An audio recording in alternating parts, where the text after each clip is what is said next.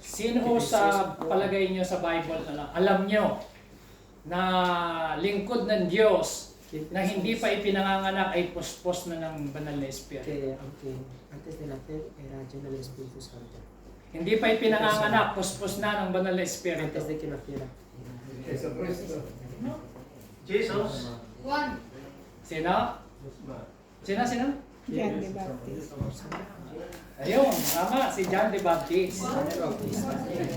Okay, sabi dito sa Luke chapter 1 verse 15. Basahin ko po sa inyo.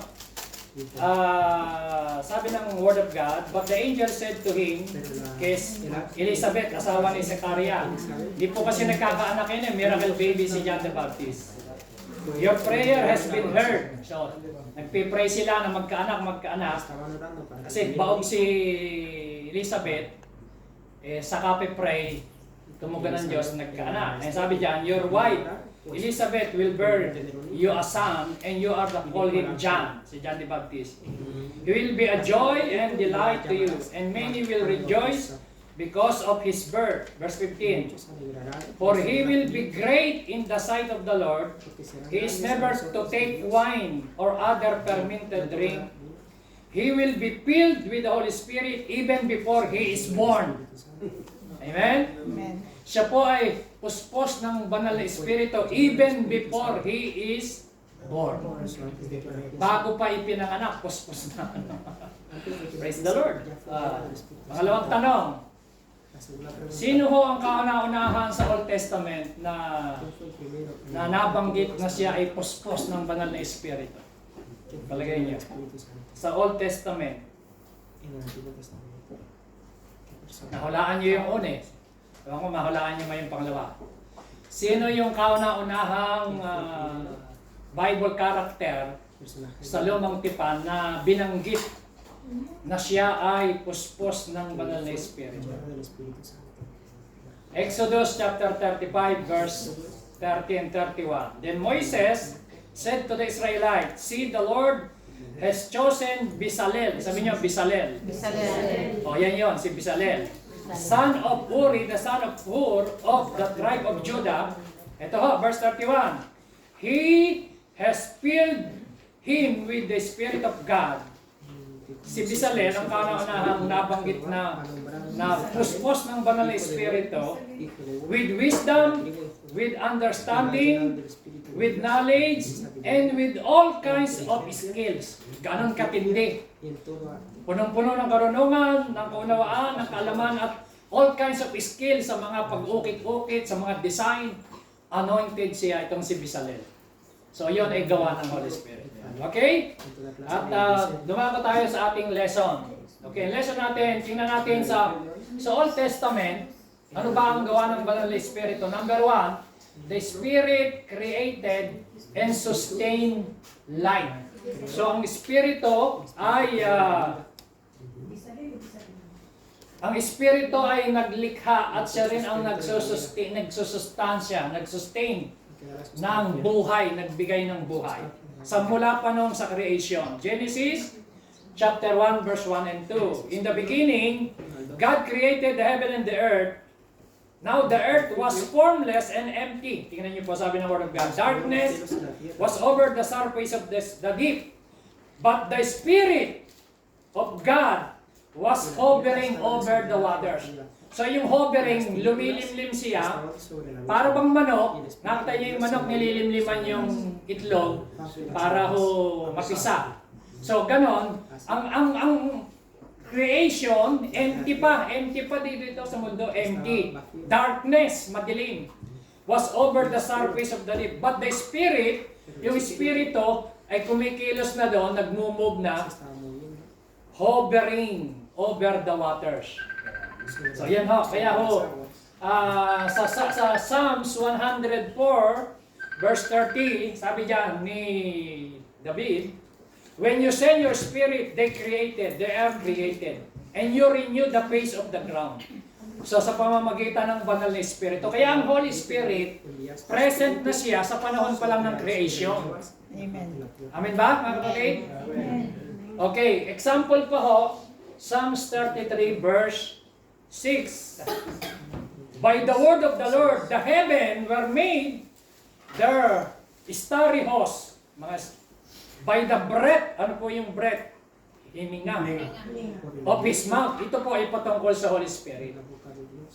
So, hando na po siya. Kaya mga kapatid, ang hindi lang ho ngayon present ang Holy Spirit. Sa simula pa, Genesis pa lang chapter 1, hando na siya. Amen? So, siya po ay nag-create. Number 2, the Spirit spoke God's Word.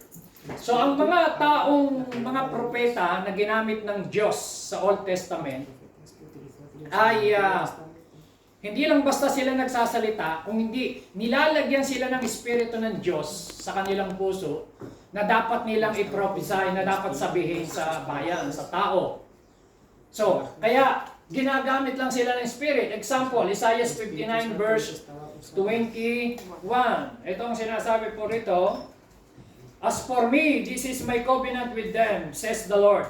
My Spirit, Espiritu ng Diyos, sabi doon, my Spirit, who is in you, will not depart from you, and my words, sabi niya, that I have put your mouth, will always be on your lips, on the lips of your children, and on the lips of their descendants, from this time on, and forever, says the Lord.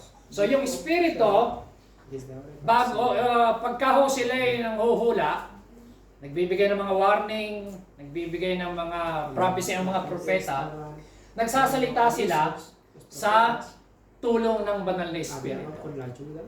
Amen? The Spirit spoke God's word. An example, 2 Samuel chapter 23 verse 2. Sabi doon, the Spirit of the Lord spoke through me. His word was on my tongue. Very clear po. Sabi doon, ang Espiritu ng Diyos nagsalita through me. Amen? Amen. And His word was on my tongue. So, kaya kung minsan papansinin nyo, halimbawa kahit dito po sa church, pag kami halimbawa nagpo-flow ka na sa Spirit, halimbawa ako pa nagtuturo ako, kahit walang outline, basta nagpo-flow ka na sa Holy Spirit na naglalagay sa iyo ng mga kumisan, pinapaalala niya yung mga dapat mong sabihin at ituro. Kaya sabi nga ng Bible, di ba, isa sa gawa ng Banal na Espiritu yun makikita natin sa New Testament. Pagharap niyo sa mga tao, kapag kayo pinangungunahan ng Espiritu, ang Espiritu ng Diyos magbibigay sa inyo ng mga sasabihin niyo. Sa Old Testament, ginagawa na ng Holy Spirit yan sa mga propeta. John chapter 6 verse 63, the Spirit gives life, and the flesh counts for nothing. So the words I have spoken to you, they are full of Spirit and life.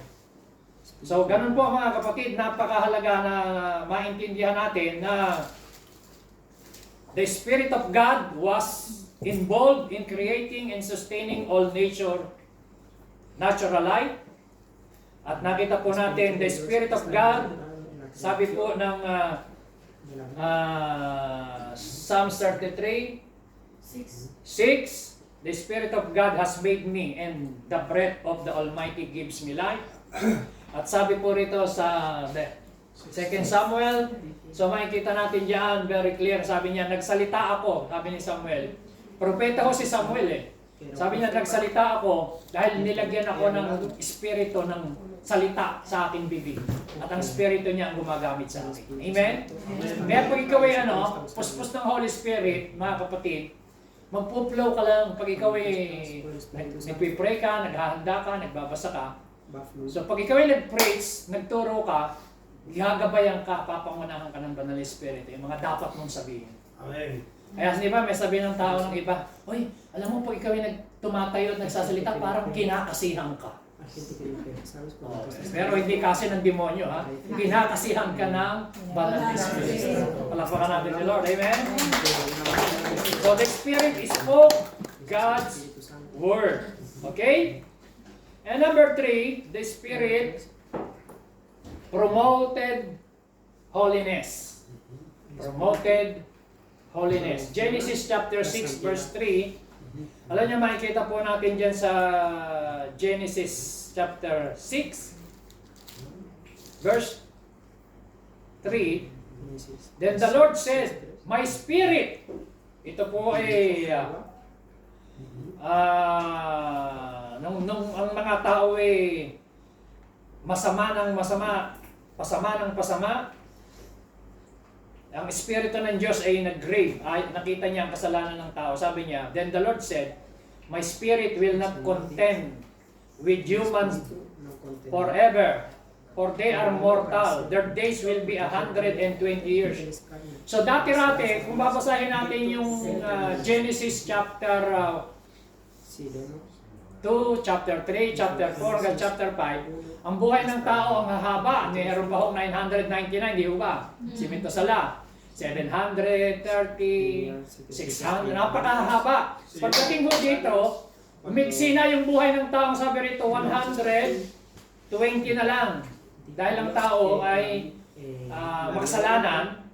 At ang spirit ng Diyos, sabi diyan, ayaw niya ng ng kasalanan eh. So nag-i-impart siya ng kabanalan sa tao. Kaya sa Genesis chapter 6 verse 5, alam niyo kung ano ang kanyang ginawa. The Lord saw how great the wickedness of the human race, and he had become on the earth, and that every inclination of the thoughts of the human heart was only evil all the time. So puro kasamaan na iniisip ng tao that time ng panahon na yun. Ano sabi ng verse 6? The Lord regretted that He had made human beings on the earth, and His heart was deeply troubled. So the Lord said, I will wipe from the face of the earth the human race I have created.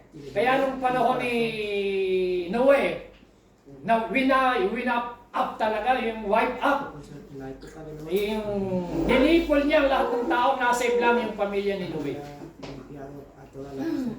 At saka yung kanyang manugang at yung kanyang anak. 7 tao lang, 7 kaluluwa. At saka yung mga hayop na pumasok sa arko. So bakit? Kasi nagalit ang Panginoon dahil sa kasamaan ng tao. So ganon. Sa Old Testament pa lang, ang nakaka-grieve, ang nakakalungkot sa banal na Espiritu, kahit sa Old Testament pa lang, kapag ang tao ay masama ang takbo ng buhay at kaisipan. Ayaw ng... Sa Old Testament, ano? Makikita niyo po yun. At kahit din po ngayon, okay? So, yan ho, sa 2 Samuel chapter...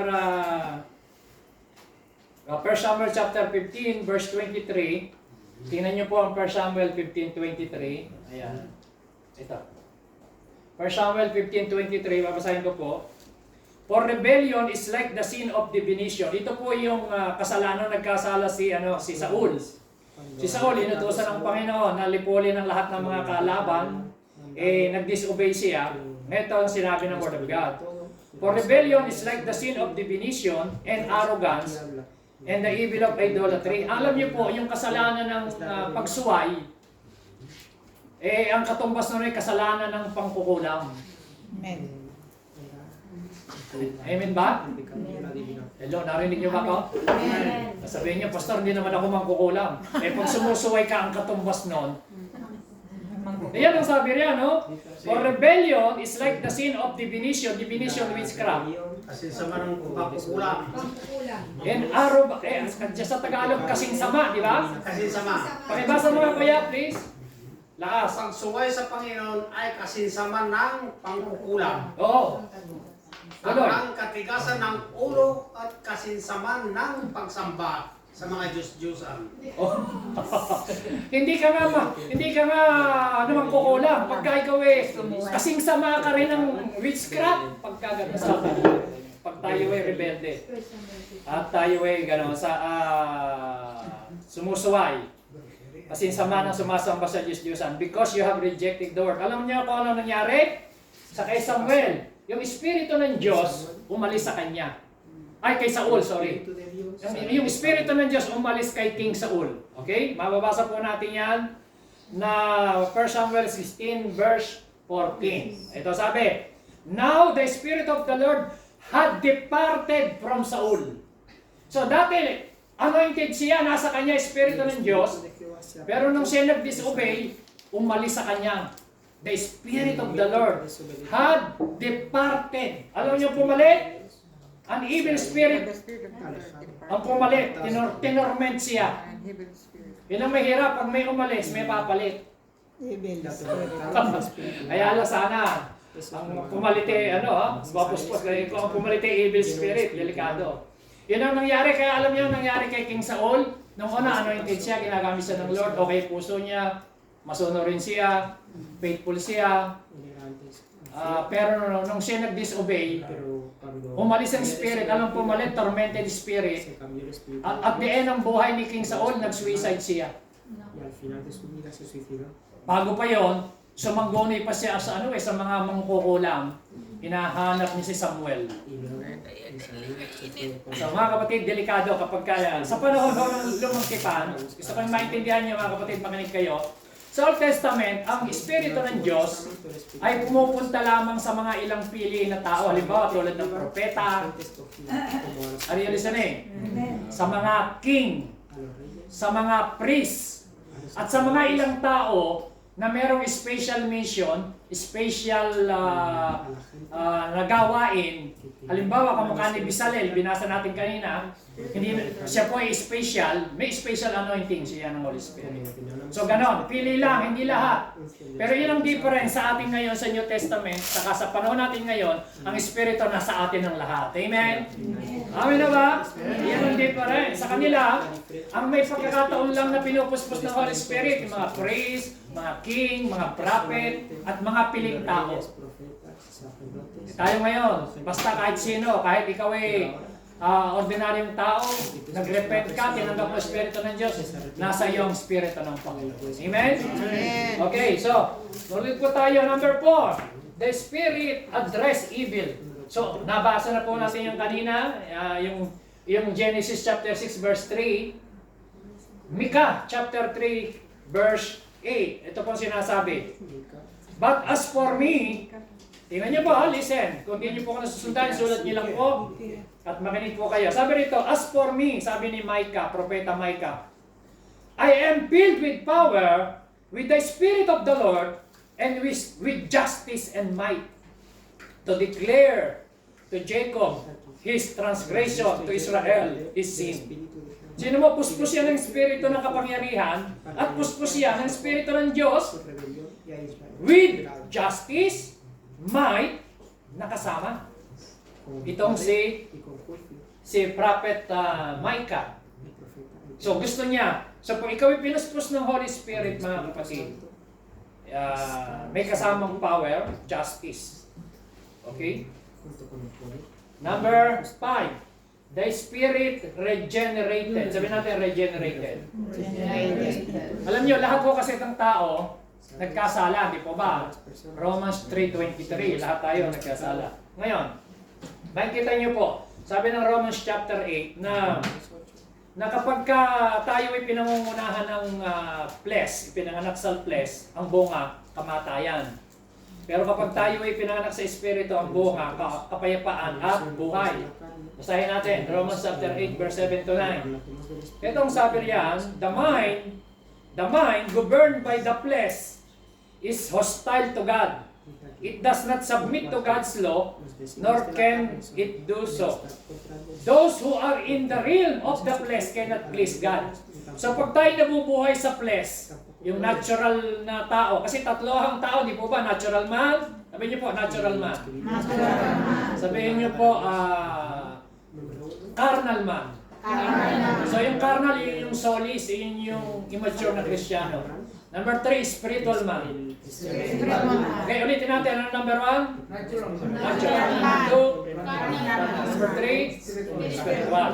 So yung natural na tao na wala pang espiritu ng Diyos sa buhay niya, yan po. Dati lahat tayo galing doon. Amen? Pangalawa, nung tinanggap natin siya, dumaan tayo sa pagiging soulless man o yung carnal. Ibig sabihin, Christian na tayo kaya lang, makamundo pa rin.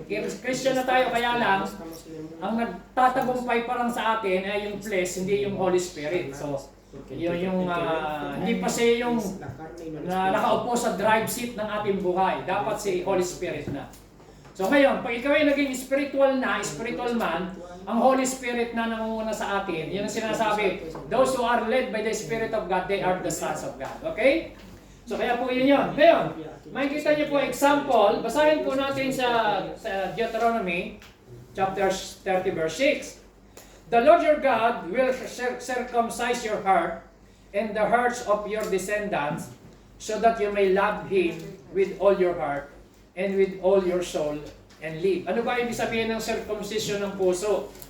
Ang ibig sabihin niyan, yung ating puso na laman, kinakailangan mapalitan ng pusong malambot. Para mangyayari yon, ilalagay niya yung kanyang espiritu. Ito, Ezekiel 11:19-20. Napakalinaw po nito. Babasahin ko po sa inyo. Ito ang sinasabi. I will give them an undivided heart and put a new spirit in them. Tingnan nyo. Ilalagay ko ang aking espiritu sa kanilang puso and I will remove from their heart of stone. Tatanggalin kay batong puso. Ibibigay ko kayo ng heart of flesh. Then they will follow my decree and be careful to keep my laws. They will be my people and I will be their God. Tapos pag binasa po natin Ezekiel 36, verse 26, I will give you a new heart and put a new spirit in you. Ilalagay ko yung espiritu ko sa inyo. And I will remove your heart of stone. Tatanggalin niyo pusong bato kasi po tayo, pagka yung bang pusong bato, yung matigas. Amin ba? Matigas, yung walang conviction, walang compassion, ma-pride, gano'n, mayabang pusong bato. Akala nyo, kanta lang yan, ha? Nasa Bible lang pusong bato. Okay, aalisin ko yung pusong bato. Ano gagawin ng Lord? I will give you a heart of flesh. Ito pa, I will put my spirit in you. And move you to follow. So kapag walang espiritu ng Diyos, mahirap makasunod sa Panginoon. Hindi natin kaya sa sarili natin. Pag wala espiritu ng Diyos, walang transformation na magaganap. Kaya ang espiritu ng Diyos, napakahalaga na maintindihan natin. Yan ang trabaho. Binabago niya ang puso natin. Una, pag nabago ang puso, magbabago sa loob. Amen? Sa labas. So pagbabagong loob muna, bago mabago sa labas. Tingnan niyo po, ang mga religious group, kahit ano gawin mong pagbabago sa labas, kahit ikaw kung wari puting-puti ang suot mo, hindi naman nagbabago puso. Wala rin. Yung ugali, pagdating sa bahay, pangit, palamura din, naninigarilyo pa rin, nagbibisyo pa rin. Kasi hindi naman nagbago sa loob eh. So ang pagbabago nagsisimula sa loob. Amen? Kaya nga sabi, the kingdom of God start within you. So ang kaharian ng Diyos, paghahari ng Diyos, nagsisimula sa puso. Kaya nga, sabi doon, ang tatanggalin ko batong puso, bibigyan ko kayo ng bagong espiritu, ilalagay ko sa puso ninyo. Amen? Are you following me? Amen. Praise God. Amen. Lahat ng inaantok, pwede ko kayong magkape. Kasi, ano to? Teaching to. Teaching. Kinakailangan. Pag inaantok kayo, tumayo lang kayo, naintindihan ko yon. Tumayo lang kayo, saka kayong makinig. Siguro naman pwede kang makinig ng nakatayo. Amen? So, hindi ibig sabihin yung nakatayo, inaantok ha, gising yan. Nakasilang niya nakita. Okay. The Spirit indwell. Sabi natin, indwell. Ano ba yan? Yung manahan. Okay? Indwelling. 1 Corinthians chapter 3, verse 16 and 17. Alam niyo po, ang Spirit, sabi ng 1 Corinthians chapter 3, verse 16 and 17. Don't you know that yourselves are God's temple and God's Spirit dwells in your midst? Alam niyo mga kapatid, we are the temple of the Holy Spirit. Amen? Amen. Imagine, ang Holy Spirit nasa sa iyo. Yung katawan mo, templo ng Banal na Espiritu, kaya dapat alagaan mo yung katawan mo. Kasi, ang gagamitin ng Diyos na instrumento, yung katawan din natin. Intindihan niyo ba ako? Amen. Kaya kapag hindi mo minahal ang katawan mo, hindi mo iningatan, sinisira mo. Kaya sinasabi, if anyone destroy God's temple, God will destroy that person. For God's temple is sacred, and you together are the temple. So tayo po, templo ng Banal na Espiritu, dapat ingatan natin ang ating katawan. Alagaan natin ang ating katawan. Amen? Amen. Eh ngayon, nare-realize natin yan. Dati hindi natin nare-realize yan nung wala tayo sa Panginoon. Pero antes de que esto Di ba? True. 2 araw, 3 gabing puyatan sa sugala, walang tulugan. Bahala na bukas. Tapos kinabukasan, papasok sa trabaho, antok-antok. Tapos, iinumang magdamag. Talo ka pa, gastos ka pa, puyat ka pa, hangover pa, mag-aaway pa kayo mag-asawa. Walang pakinabang talaga. Imagine, alam mo, pag na-realize lang ng tao yung pinagkagagawa niya, marirealize mo yan kapag dumating sa Espiritu ng Diyos eh. Pero hanggat wala sa Espiritu ng Diyos, akala mo normal lang. Ganyan ang ginagawa ng mga tao, normal lang yan sa mundo. Akala mo lang yun kasi natural man ka pa. Pero once na ang Espiritu ng Diyos ay dumating sa iyo, maintindihan mo pala. Bibigyan kanya na ng understanding. Na. Amen? Amen. Amen po ba? Amen. Okay. So ano po, sabi ng Bible, chapter 6, verse 19 and 20, 1 Corinthians. Kapag ang ating katawan, ang sabi ron, do you not know that your bodies, hindi nyo ba alam, ang iyong katawan are temples of the Holy Spirit who is in you? Sabi mo sa katabi mo, ang katawan mo ay templo ng Espiritu Santo. Ngayon, anong klase ang ginagawa natin pag-iingat sa katawan? Kaya kinakailangan mo, iniingatan natin ang katawan. Amen? Amen na ba? Hindi ko po pwede. Anyway, ako naman may Holy Spirit. Kakain na lang ako kahit bawal. May gamot naman eh. Hindi ko gano'n.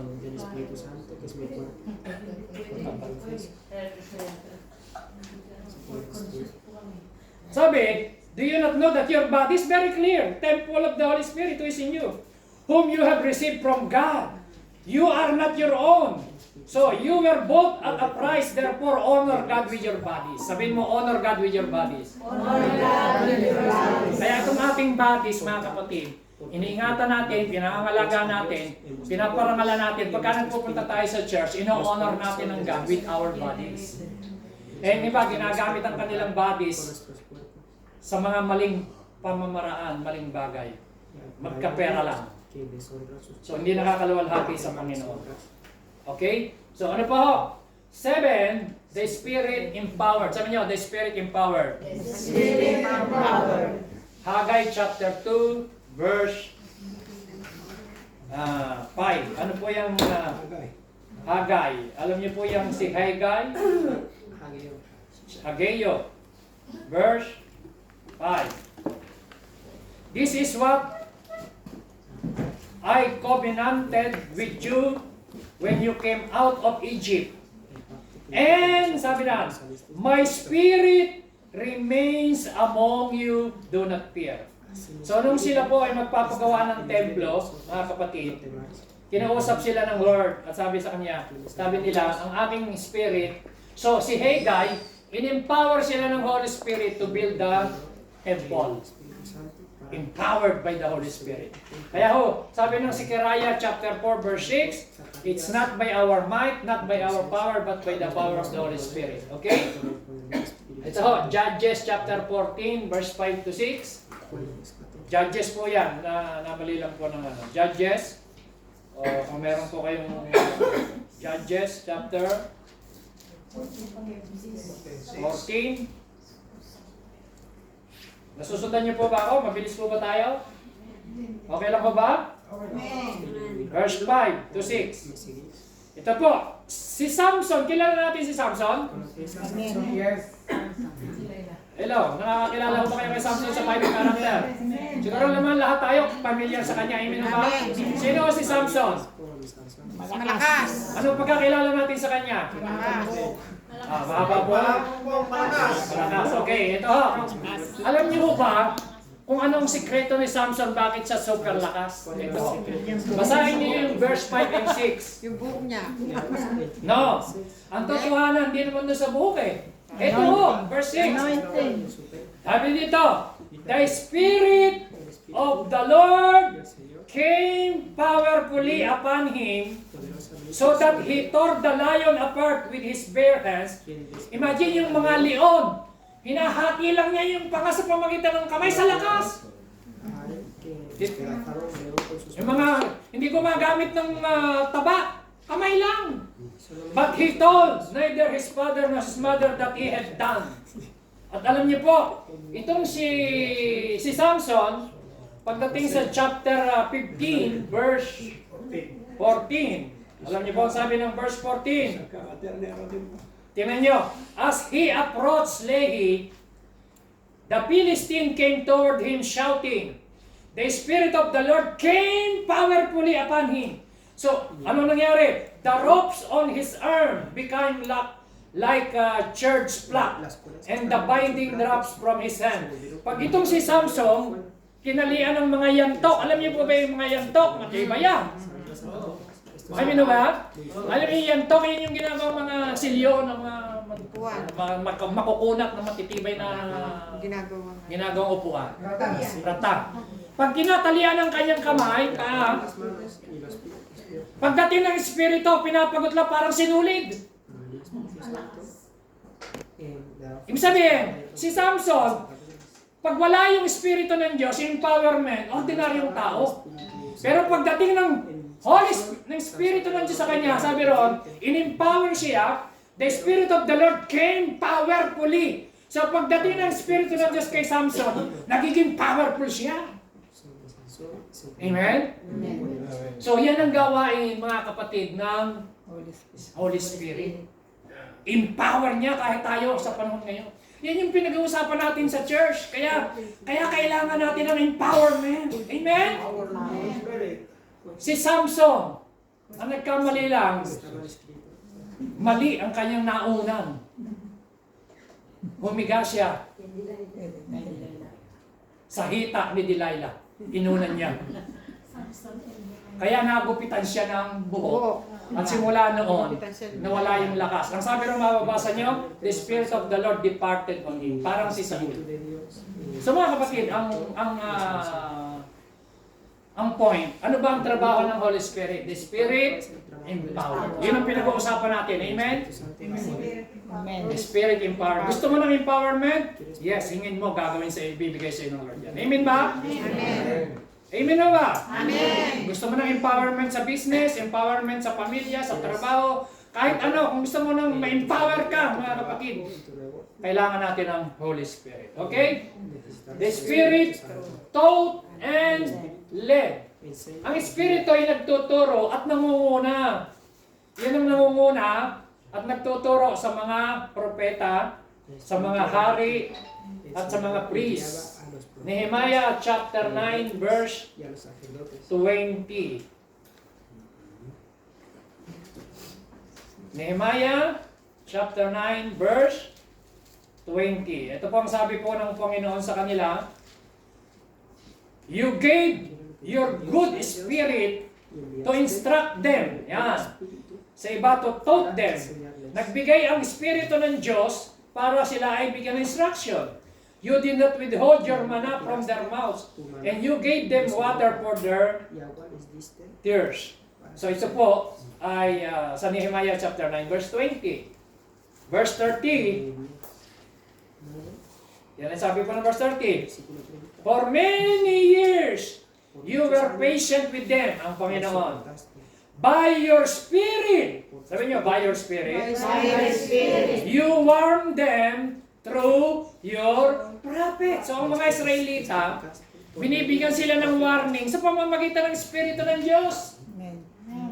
Amen ba? So alam niyo ang gawain ng Espiritu ng Diyos, nagbibigay siya ng paalala, nag-guide siya, nagbibigay din siya ng warning. Kung baga ho sa stoplight, nag-ano siya kung minsan nag-gaganon. Nagwa-warning na di ba? Oo. Nagwa-warning na sa loob mo, di ba? Kailangan sumunod na tayo. Pakinggan natin kasi gawain ng Holy Spirit yun. Kasi pagka hindi mo pinakinggan yung warning sa susunod, gusto mo siyang marinig, hindi mo siya marinig kasi hindi mo sinunod pinakinggan yung una niyang warning. Paano mo pa mapapakinggan yung pangalawa, pangatlo, pakinggan muna natin yung warning niya. Okay? Sundin natin. Gawain ng Holy Spirit yun. Nehemiah, okay. First Chronicles chapter 28 Verse 10. Ha? 28 verse